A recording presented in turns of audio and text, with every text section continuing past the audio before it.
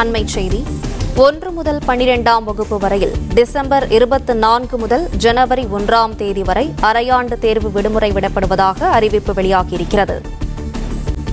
1 முதல் 12ஆம் வகுப்பு வரையில் டிசம்பர் 24 முதல் ஜனவரி 1ஆம் தேதி வரை அரையாண்டு தேர்வு விடுமுறை விடப்படுவதாக அறிவிப்பு வெளியாகியிருக்கிறது.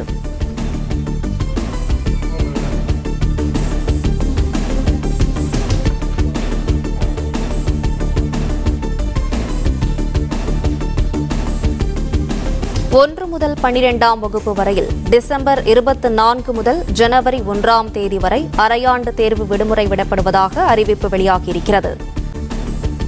1 முதல் 12ஆம் வகுப்பு வரையில் டிசம்பர் 24 முதல் ஜனவரி 1ஆம் தேதி வரை அரையாண்டு தேர்வு விடுமுறை விடப்படுவதாக அறிவிப்பு வெளியாகியிருக்கிறது.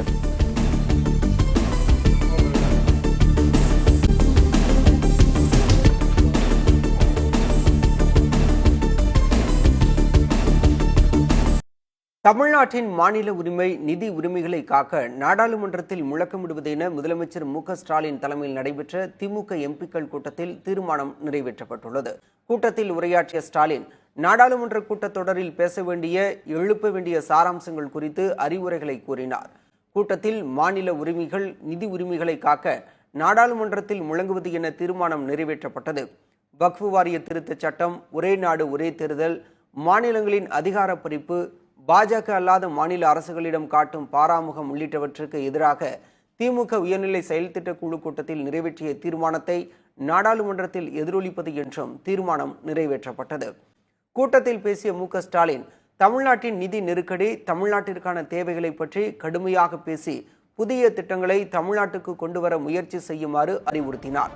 2026 சட்டமன்ற தேர்தலில் வெற்றி பெற எம்பிக்கள் முழுமையான பங்களிப்பை கொடுக்க வேண்டும் என்றும் தங்கள் தொகுதியில் உள்ள 6 சட்டமன்ற தொகுதிகளிலும் வெற்றி பெறுவதை இலக்காக்கிக் கொள்ளுமாறும் ஸ்டாலின் அறிவுறுத்தினார்.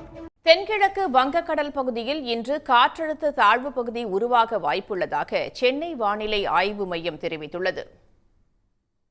தெற்கு அந்தமான் மற்றும் அதனை ஒட்டிய பகுதிகளில் வளிமண்டல மேலடுக்கு சுழற்சி நிலவி வருகிறது. இதன் காரணமாக தென்கிழக்கு வங்கக்கடல் பகுதியில் இன்று காற்றழுத்த தாழ்வு பகுதி உருவாக வாய்ப்புள்ளதாக வானிலை ஆய்வு மையம் கூறியுள்ளது.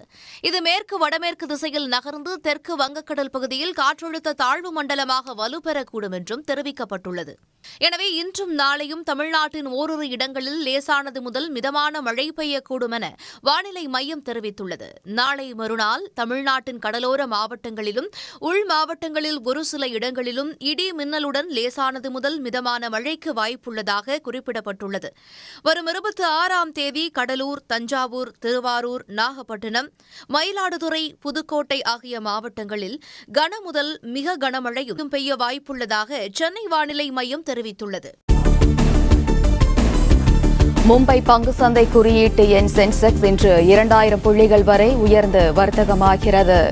மும்பை பங்கு சந்தை குறியீட்டு எண் சென்செக்ஸ் இன்று 2000 புள்ளிகள் வரை உயர்ந்து வர்த்தகம் நடைபெற்று வருகிறது. அண்மை செய்தியினை பார்த்து வருகிறோம். இன்று ஒரே நாளில் மும்பை பங்கு சந்தை குறியீட்டு எண் சென்செக்ஸ் 2.5% உயர்ந்துள்ளது.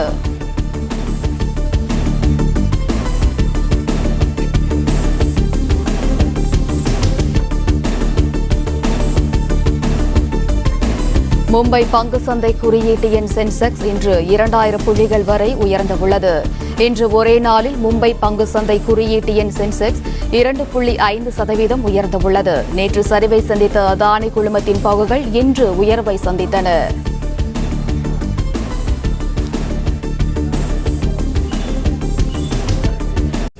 வருகிற 23ஆம் தேதி முதல் 27ஆம் தேதி வரை டெல்டா மாவட்டங்களில் வடகிழக்கு பருவமழை தீவிரமடையும் என வானிலை மையம் கூறியுள்ளதால் தமிழக வேளாண் துறை அமைச்சகம் முன்னெச்சரிக்கை நடவடிக்கைகளை தீவிரப்படுத்தியுள்ளது.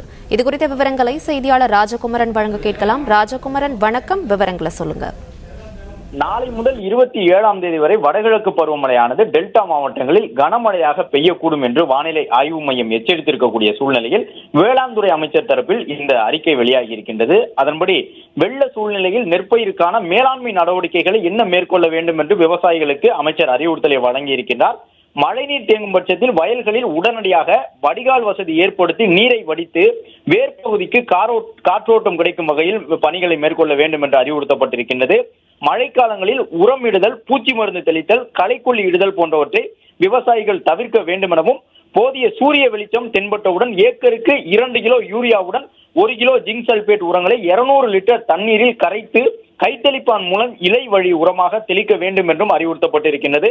நெற்பயிர்கள் வெள்ள நீர் தேங்கி நின்றால் தூர் வெடிக்கும் பருவத்தில் ஊட்டச்சத்து பற்றாக்குறை தென்படுவதற்கு வாய்ப்பு இருக்கின்றது. அதனை சரி செய்ய மழை நின்று நீர் வடிந்த பிறகு ஏக்கருக்கு 22 கிலோ யூரியா, 18 கிலோ ஜிப்சம் இவற்றுடன் 4 கிலோ வேப்பம் புண்ணாக்கு கலந்து ஒரு இரவு முழுவதும் வைத்திருந்து 17 கிலோ பொட்டாசியத்துடன் வயலில் இடுதல் வேண்டும் என்று அமைச்சர் தரப்பில் அறிவுறுத்தப்பட்டிருக்கின்றது. மழைக்காலத்தில் புகையான் பூச்சி தாக்குதல் பொருளாதார சேத நிலைக்கு மேல் செல்லும் பொழுது அந்த வேம்பு சார்ந்த பூச்சி மருந்தாகிய அசாரிடாக்டின் 0.3% என்கின்ற மருந்தினை வேளாண் துறையின் பரிந்துரைப்படி உபயோகப்படுத்த வேண்டும் என்று விவசாயிகளுக்கு அறிவுறுத்தப்பட்டிருக்கின்றது. சம்பா பருவத்திற்கான பயிர் காப்பீடு செய்ய இந்த மாதம் 30ஆம் தேதி அன்று கடைசி நாள் என்பதால் விவசாயிகள் உடனடியாக சம்பா பருவத்திற்கான பயிர் காப்பீடை செய்ய வேண்டும் என்றும் அறிவுறுத்தப்பட்டிருக்கின்றது. வடகிழக்கு பருவமழை தீவிரமடைந்திருக்கக்கூடிய சூழலிலும் போதுமான அளவிற்கு யூரியா, பொட்டாஸ், காம்ப்ளெக்ஸ் உள்ளிட்ட உரம், பூச்சி மருந்துகளும் இருப்பு வைக்கப்பட்டுள்ளதாக அமைச்சர் MRK பன்னீர்செல்வம் தெரிவித்துள்ளார். தமிழக வெற்றிக் கழகத்தில் மாவட்ட செயலாளர்களை தேர்வு செய்யும் பணி நடைபெற்று வரும் நிலையில் ஜனவரி மாதம் முதல் வாரத்தில் மாவட்ட செயலாளர்கள் பட்டியல் அறிவிக்கப்படும் என தகவல் வெளியாகியுள்ளது. கூடுதல் விவரங்களை செய்தியாளர் மகேந்திரன் வழங்க கேட்கலாம். மகேந்திரன், வணக்கம். தாவிக கட்சியில் மாவட்ட செயலாளர்கள் எதன் அடிப்படையில் தேர்வு செய்யப்படுகிறார்கள்? இது தொடர்பான விவரங்களை பதிவு பண்ணலாம். தமிழக வெற்றிக் கழக முதல் மாநில மாநாடு கடந்த மாதம் நடைபெற்று முடிந்தது. கட்சி தொடங்கப்பட்டு இதனால் வரை மாவட்ட செயலாளர்கள் அதிகாரப்பூர்வமாக அறிவிக்கப்படாமல் உள்ள நிலையில் அதற்கான தேர்வு தற்பொழுது நடைபெற்று வருகிறது. ஏற்கனவே விஜய் மக்கள் இயக்கமாக இருந்தபோது மாவட்ட செயலாளர்களாக இருந்தவர்கள் தான் இதுவரை தாவைக்காவின் தற்காலிக மாவட்ட செயலாளராக பணியாற்றி வருகின்றனர். இந்நிலையில் தமிழக வெற்றிக் கழகத்தின் அதிகாரப்பூர்வ மாவட்ட செயலாளராக 100 மாவட்ட செயலாளர்களை நியமிக்க திட்டமிட்டு அதற்கான தேர்வை அக்கட்சியின் பொதுச் செயலாளர் ஆனந்த் நடத்தி வருகிறார். சென்னை பனையூரில் உள்ள தமிழக வெற்றிக் கழக தலைமை அலுவலகத்தில் மாவட்டம் வாரியாக நிர்வாகிகளை அழைத்து நகர, ஒன்றிய, பகுதி, பேரூர், கிளைக்கழக நிர்வாகிகள் மற்றும் அணி தலைவர்களிடம் உங்களுக்கு யார் மாவட்ட செயலாளராக வேண்டும், நீங்கள் யாரை மாவட்ட செயலாளராக தேர்வு செய்ய விரும்புகிறீர்கள் என கருத்து கேட்டு மாவட்ட செயலாளர்களை ஆனந்த் தேர்வு செய்து வருவதாக தகவல் வெளியாகி இருக்கிறது. தற்காலிகமாக மாவட்ட செயலாளராக செயல்பட்டு வருபவர்களையும் மாவட்ட செயலாளராக விரும்புபவர்களையும் அவர்களுடைய இருவரின் பெயர்களையும் முன்மொழிந்து இதில் நீங்கள் யாரை மாவட்ட செயலாளராக தேர்வு செய்கிறீர்கள் என நிர்வாகிகளிடம் கருத்துக்கள் கேட்கப்படுகிறது. பெரும்பான்மையான நிர்வாகிகளின் ஆதரவை பெறுபவர் மாவட்ட செயலாளராக தேர்வு செய்யப்படுவதாக தகவல். 100 மாவட்ட செயலாளர்கள் நியமிக்கப்பட வாய்ப்பு என தகவல் வெளியாகிற நிலையில் அதற்கான பணி தற்பொழுது தீவிரமாக நடைபெற்று வருகிறது. மாவட்ட செயலாளர்கள் மட்டுமின்றி மாவட்ட அமைப்பாளர்கள், பொருளாளர்கள், பொறுப்பாளர்கள் மற்றும் ஒன்றிய செயலாளர்கள் தேர்வும் நடைபெற்று வருகிறது. தேர்வு செய்யப்படக்கூடிய இந்த மாவட்ட செயலாளர்கள் மற்றும் நிர்வாகிகளுடைய பட்டியல் தமிழக வெற்றிக் கழகத்தின் தலைவர் விஜயிடம் கொடுக்கப்பட்டு இறுதி செய்யப்பட்ட பின் ஜனவரி முதல் வாரத்தில் தமிழக வெற்றிக் கழகத்தின் இந்த 100 மாவட்ட செயலாளர்களோட பட்டியல் இறுதி செய்யப்பட்டு ஜனவரி முதல் வாரத்தில் அதிகாரப்பூர்வமாக வெளியிடப்படும் என்று தகவல் வெளியாகி இருக்கிறது. கடந்த செவ்வாய்க்கிழமை செங்கல்பட்டு மாவட்ட நிர்வாகிகள் அழைத்து மாவட்ட செயலாளர் தேர்வு நடத்தப்பட்ட நிலையில் அடுத்தடுத்த மாவட்ட தலைவர்களுக்கும் அழைப்பு விடுக்கப்பட்டு அந்த நிர்வாகிகளுக்கும் அழைப்பு விடுக்கப்பட்டு தற்பொழுது இந்த மாவட்ட செயலாளர் தேர்வானது தீவிரமாக நடைபெற்று வருகிறது. அண்மை செய்தி. 1 முதல் 12ஆம் வகுப்பு வரையில் டிசம்பர் 24 முதல் ஜனவரி 1ஆம் தேதி வரை அரையாண்டு தேர்வு விடுமுறை விடப்படுவதாக அறிவிப்பு வெளியாகியிருக்கிறது. 1 முதல் 12ஆம் வகுப்பு வரையில் டிசம்பர் 24 முதல் ஜனவரி 1ஆம் தேதி வரை அரையாண்டு தேர்வு விடுமுறை விடப்படுவதாக அறிவிப்பு வெளியாகியிருக்கிறது.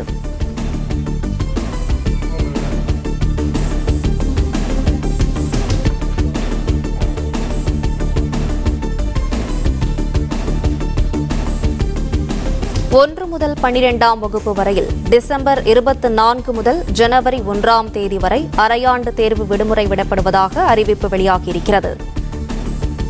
1 முதல் 12ஆம் வகுப்பு வரையில் டிசம்பர் 24 முதல் ஜனவரி 1ஆம் தேதி வரை அரையாண்டு தேர்வு விடுமுறை விடப்படுவதாக அறிவிப்பு வெளியாகியிருக்கிறது.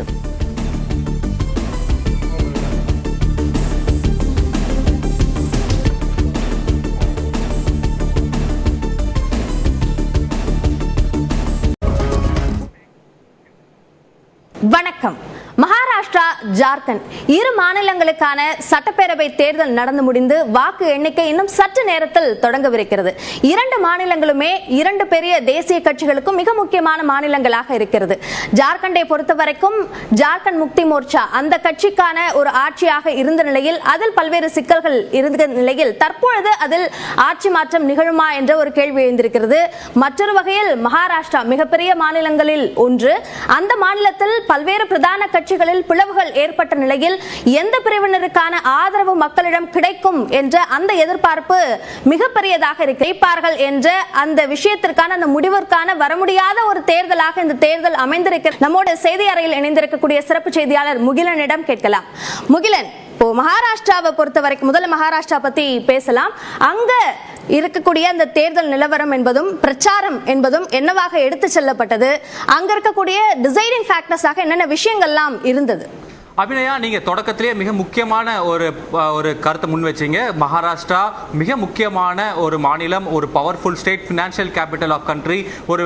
அந்த மகாராஷ்டிராக்கான எலெக்ஷன் ஒரு ரொம்ப ஃபியர்ஸ் பேட்டிலா நடந்ததை நம்ம கடந்த ஒரு 2 வாரங்களுக்கு மேலாக பார்த்துருக்கோம். காங்கிரஸா இருக்கட்டும் அல்லது பாஜகவா இருக்கட்டும் இல்ல சிவசேனாவா இருக்கட்டும், அங்க இருக்கக்கூடிய அனைத்து கட்சிகளுமே அந்த மகாராஷ்டிராவை கேப்சர் பண்ணும் அப்படிங்கிற அவங்களோட முழு முனைப்பை காட்டியதை நம்ம பார்த்திருக்கோம். மகா விகாஸ் அங்காடியா இருக்கட்டும், மகா யுக்தி அங்காடியா இருக்கட்டும், அதாவது தேர்தலின் அந்த இறுதி நேரம் வரைக்கும் அவங்களோட அந்த முனைப்பை காமிச்சது அலையன்ஸ் பார்ட்னர்ஸ்க்கும் பார்க்கப்பட்டது. மகா விகாஸ் அங்காடியா இருக்கட்டும் அல்ல மகா யுக்தி அங்காடியா இருக்கட்டும், அவங்களுக்கு ஒரு 2 months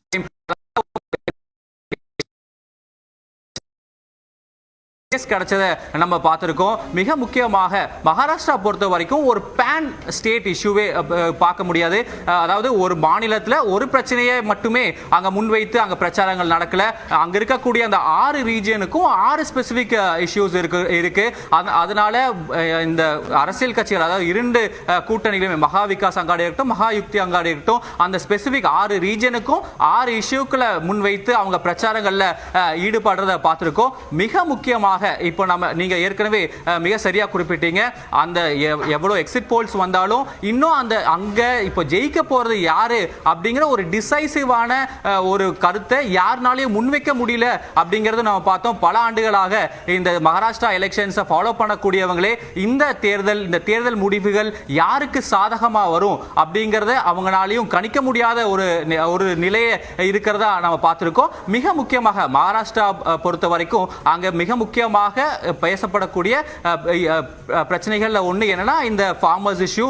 மிக முக்கியமாக சோயா பீன்ஸுக்கான மினிமல் சப்போர்ட் பிரைஸ் மகா யுக்தி அங்காடி அவங்க ஏற்கனவே அறிவிச்சிருந்தாங்க. அவங்களோட அந்த எம்எஸ்பி வந்து அவங்க உயர்த்த போறதா அறிவிச்சிருந்தாங்க. ஆனா காங்கிரஸும் அது தொடர்பான அந்த தேர்தல் ப்ராமிசஸ் பண்ணாங்க. ஆனா அது கடைசி வரைக்கும், அதாவது அந்த ரூரல் ஏரியாஸ் வரைக்கும் அவங்களால கொண்டு சேர்க்க முடியல அப்படிங்கிற ஒரு கருத்தும் முன்வைக்கிறாங்க.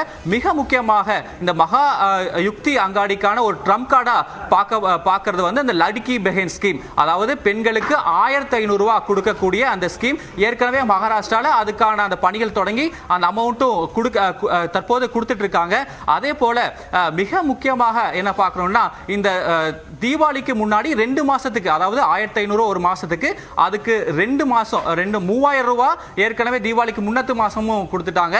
ஆனா காங்கிரஸ் இதை காம்பீட் பண்றதுக்கு வேண்டி 3000 ரூபாய் அறிவிச்சிருந்தாங்க. ஆனா அது தேர்தலுக்கு முகிலன், நீங்க குறிப்பிட்ட மாதிரி இரு பெரும் கட்சிகளும் தங்களுடைய பிரச்சாரங்கள்ல நிறைய விஷயங்கள், அதே மாதிரி தமிழ்நாட்டில் வழங்கப்பட்ட அந்த உரிமை தொகையை அங்கு அறிவிக்கிறது, இந்த மாதிரி நிறைய பிரச்சாரங்களை மேற்கொண்டாங்க. அதற்கான பலன் யாருக்கு கிடைக்க போகிறது அப்படின்றத பொறுத்திருந்து பார்ப்போம். மீண்டும் உங்களோட இணைகிறோம். தற்போது நம்முடைய செய்தியாளர் சுசித்ரா நம்மோடு இணைந்திருக்கிறார், அவரோடு பேசலாம்.